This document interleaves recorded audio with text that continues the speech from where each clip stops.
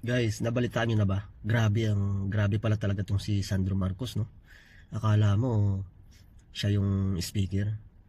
Talagang dito mo ninyo pagtatanto na talagang iba ang nakaupo at talagang inaabuso nila yung kanilang kapangyarihan. So ito pong si Congressman Igay nagbahagi ng karanasan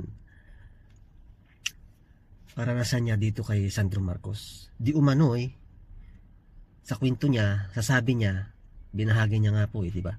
Sa karanasan niya.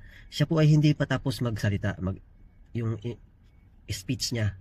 So may bumulong sa kanya na pinapatawag daw siya ni Congressman Sandro sa opisina niya. At pagdating niya nga po doon, naandun si Speaker D. So, ano po ang nangyari? Question po siya ni Sandro Marcos kung bakit daw binabanatan ang kanyang ama. Ang sabi naman po ni Congressman Igay, masama na po ba ang punahin ang presidente sa mga maling ginagawa? Ang sabi po ng inyong Congressman Sandro Marcos, masama.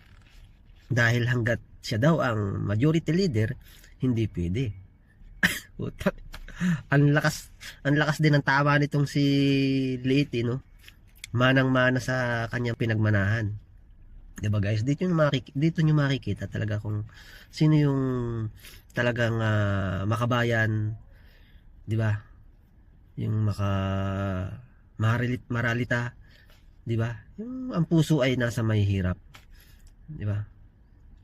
Talagang wala kayong maaasahan sa gobyernong ito ni Marcos at saka pamilyang Marcos. Lahat ng mga pinapakita nilang magaganda sa television, sa harap ng pagkaharap mo sila ay talagang akala mo santo, di ba? Matulungin, makatao, makabayan. Pero sa nila, wala sa puso nila 'yun, di ba?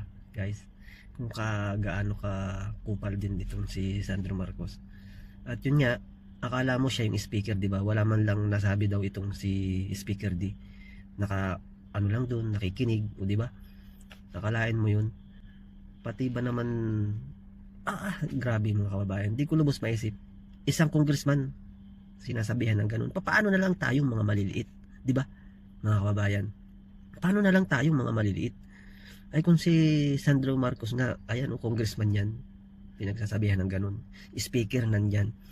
Sa makatuwid at sa makatotohanan lamang po tayo mga kababayan. Itong si D ay tau-tauhan lang po ito.